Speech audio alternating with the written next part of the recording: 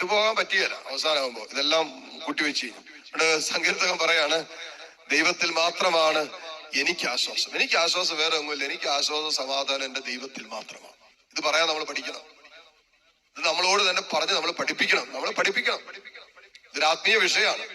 വിശ്വാസത്തിൽ ഒരു ദൈവവേദത്തിൽ എപ്പോഴും വിളിച്ചു പറയുന്ന ഒരു കാര്യമാണ്, എന്തെല്ലാം എന്റെ ആശ്വാസം കളയുന്ന, സമാധാനം തല്ലിക്കടത്തുന്ന എന്തെല്ലാം കാര്യങ്ങൾ എന്റെ ഇടത്തും വലത്തും എന്റെ ജീവിതത്തിന്റെ അനുദിന ജീവിതത്തിൽ സംഭവിച്ചാലും ഞാൻ എപ്പോഴും വിളിച്ചു പറയും, ദൈവമാണ് എനിക്ക് ആശ്വാസം, ദൈവമാണ് എന്റെ സമാധാനം, അവിടെ നിന്നാണ് എനിക്ക് രക്ഷ നൽകുന്നത്, അവിടെ നിന്നും മാത്രമാണ് അപ്പോഴും എന്റെ അഭയശിലയും കോട്ടയും. അതുകൊണ്ട് ഞാൻ കുലുങ്ങി വീഴുകയില്ല. അതുകൊണ്ടാ വീഴാത്ത. കാരണം എന്താ? കർത്താവാണ് എന്റെ കോട്ട, കർത്താവാണ് എന്റെ അഭയം. അതുകൊണ്ട് ഞാൻ കുലുങ്ങി വീഴുകയില്ലെന്നാ പറയുന്നത്. സങ്കീർത്തകന് ഉണ്ടായ ഈ ബോധ്യം നമ്മുടെ ഹൃദയത്തിൽ ഈ സങ്കീർത്തനത്തിലൂടെ കടന്നു പോകുമ്പോൾ കിട്ടണം. ഇനി അതിനേക്കാളും വളരെ പ്രധാനപ്പെട്ട ഒരു വിഷയം സങ്കീർത്തകന് മനസ്സിലായി. അതുകൊണ്ട് സങ്കീർത്തകൻ പറയാണ്, സങ്കീർത്തകന്റെ അവസ്ഥ വിവരിക്കുകയാണ് 62:9.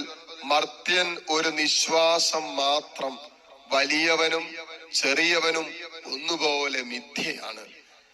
തുലാസിന്റെ തട്ടിൽ അവർ പൊങ്ങിപ്പോകും, അവർ മുഴുവൻ ചേർന്നാലും ശ്വാസത്തെക്കാൾ ലഘുവാണ്.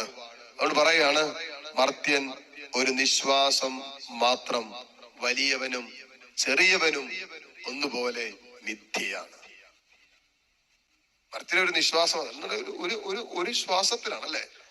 സാമുവേലിന്റെ പുസ്തകത്തിലാണെന്ന് തോന്നുന്നു വചനം എഴുതി വെച്ചിട്ടുണ്ട്, നിന്റെ ജീവനും മരണവും തമ്മിൽ ഒരടി വ്യത്യാസമുള്ളൂ എന്ന് പറഞ്ഞു. ഒറ്റ അടിയുടെ വ്യത്യാസമുള്ളൂ. അടുത്ത സ്റ്റെപ്പ് വെക്കുമോന്ന് നിനക്ക് ഗ്യാരണ്ടി ഒന്നും ഇല്ല. ചിലപ്പോ ഇപ്പൊ വെച്ച സ്റ്റെപ്പ് അടുത്ത സ്റ്റെപ്പ് വെക്കുന്നെങ്കിലും അവിടെ വീഴാനുള്ളതേ ഉള്ളൂ. അത്രേ ഉള്ളു ജീവിതം എന്നാ പറയുന്നത്. നിന്റെ മരണത്തിലേക്കുള്ള ദൂരം ഒരടിയുള്ളൂ എന്നാ പറയുന്നത്. ഇവിടെ പറയുകയാണ്, മർത്യനൊരു നിശ്വാസം മാത്രം, ശ്വാസം ഉള്ളിലേക്ക് എടുത്തിട്ട് പുറത്തോട്ട് വന്നില്ലല്ലോ.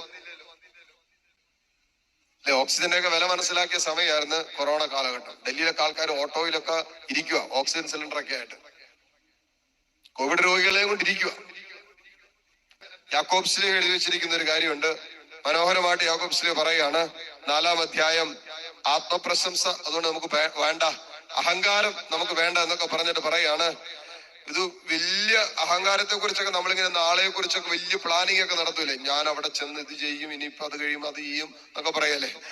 ഇതൊന്നും നമ്മൾ ആലോചിച്ച് കൂട്ടണ്ട. വലിയ കഥ പറയാണ്, ഇന്നോ നാളെയോ ഞങ്ങൾ ഇന്ന പട്ടണത്തിൽ പോയി അവിടെ 1 വർഷം താമസിച്ച് വ്യാപാരം ചെയ്ത് ലാഭമുണ്ടാക്കുമെന്ന് പ്രഖ്യാപിക്കുന്ന നിങ്ങളോട് ഞാനൊരു കാര്യം പറയട്ടെ.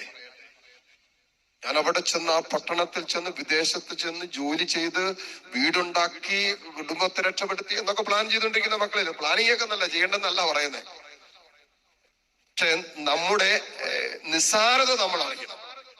നമ്മൾ ദൈവത്തിലാണ് ചരിക്കുന്നതെന്നും ദൈവത്തിന്റെ സ്നേഹത്തിലും കരുണയിലുമാണ് ഓരോ നിമിഷവും മുന്നോട്ട് പോയിക്കൊണ്ടിരിക്കുന്നതെന്നും അറിയാൻ പാടില്ലാത്ത ജീവിതത്തിൽ നമ്മൾ ജീവിക്കണം.